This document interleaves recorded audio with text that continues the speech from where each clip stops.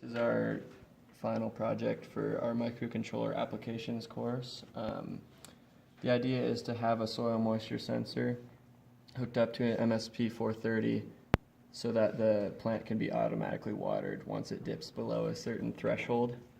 And then once it gets above a certain threshold as well, then the motor will turn off and stop watering the plant. So the soil moisture sensor communicates to the MSP430 using an analog to digital signal, and the MSP430 uses its analog to digital converter to convert the value into something that we can see here. And as you can see, if you move this moisture sensor out of the soil, it starts to drop. So you can see that that's working.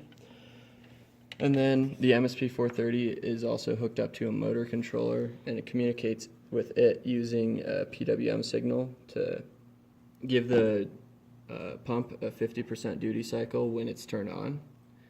And just a quick display of that happening is if I take it out of the soil, then the moisture level should drop to about 0%, at which point, when it drops below 50%, it should turn the motor on using a timer interrupt, turning it on for 6 seconds, off for 6 seconds, alternating back and forth until the soil moisture sensor reads that the level has reached 85% or higher, at which point it will turn off again until it dips below 50%. So we'll see that here.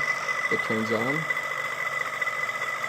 so we're still below, and so now it's every 6 seconds it's going to turn on again and pump more water. And you can see that the pump is working here. We just don't have it fed into the plant at all.